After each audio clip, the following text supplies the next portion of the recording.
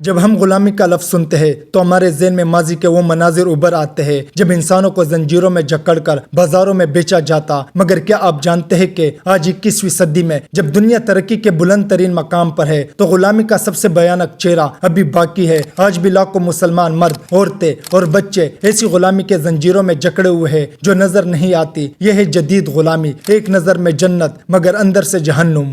جدید غلامی کی تعریف اور اقسام۔ جدید غلامی ایک ایسا معاشرتی، معاشی اور نفسیاتی جال ہے جس میں انسان ظاہری طور پر آزاد ہوتا ہے مگر عملی طور پر وہ مکمل طور پر کسی دوسرے کے کنٹرول میں ہوتا ہے۔ اقوام متحدہ کے مطابق جدید غلامی کی اقسام یہ ہے: جبری مشقت، انسانی اسمگلنگ، قرض کے بدلے غلامی، جبری شادیاں، بچوں کی مزدوری۔ یہ تمام صورتیں اسلامی تعلیمات اور انسانی وقار کے سراسر خلاف ہے، لیکن آج بھی دنیا کے مختلف حصوں میں، خاص طور پر مسلمان اکثریتی اور اقلیتی معاشروں میں یہ مسائل موجود ہے۔ مسلمانوں میں جدید غلامی کے اثرات۔ مسلمان دنیا کے وہ افراد ہیں جو دن میں 5 وقت اللہ کے سامنے سجدہ کرتے ہیں، انصاف، عدل اور مساوات کا درس دیتے ہیں، مگر ان میں سے لاکھوں آج بھی غلامی کی نئی شکلوں کا شکار ہے۔ مڈل ایسٹ میں گھریلو ملازمین کی غلامی، خلیجی ممالک میں بنگلہ دیش، پاکستان، انڈونیشیا اور افریقہ سے آنے والی مسلمان خواتین کو نوکری کے نام پر گھروں میں رکھا جاتا ہے، ان کا پاسپورٹ ضبط کر لیا جاتا ہے، ان پر تشدد کیا جاتا ہے، تنخواہ نہیں دی جاتی اور انہیں کئی سال اپنے خاندان سے دور رکھا جاتا ہے۔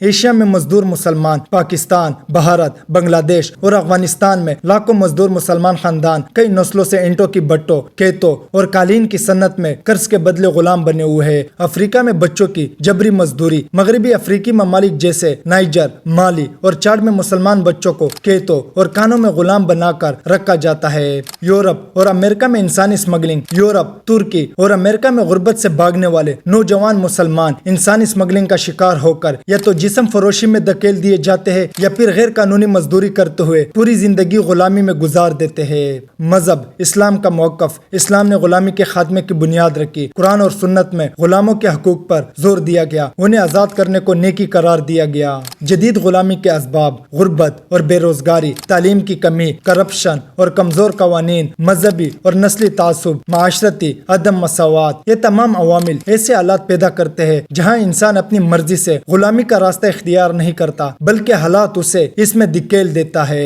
مغرب کی دوہری پالیسی۔ مغربی دنیا ایک طرف انسانی حقوق کے نعرے لگاتی ہے، دوسری طرف اپنی معیشت کو سستی مزدوری، غیر قانونی مہاجرین اور جبری مشقت پر چلاتی ہے۔ یورپ کی لگژری ہوٹلوں سے لے کر امریکہ کی زراعتی صنعت تک ہر جگہ جدید غلامی کی بو پھیلی ہوئی ہے۔ میڈیا خاموش تماشائی۔ مسلمان غلامی کا شکار ہو تو عالمی میڈیا خاموش رہتا ہے، جب یہی کام کسی غیر مسلم کے ساتھ ہو تو پوری دنیا ہل جاتی ہے۔ اس امتیازی رویے سے جدید غلامی کو مزید فروغ ملتا ہے۔ حل کیا ہے؟ اسلامی ممالک میں مزدوروں کے حقوق پر مضبوط قوانین بنائے جائے، تعلیمی اداروں میں جدید غلامی کے خلاف آگاہی دی جائے، علماء اکرام اس موضوع پر خطابات دے اور لوگوں کو شعور دے، مغرب میں بسنے والے مسلمان جدید غلامی کے خلاف آواز اٹھائے۔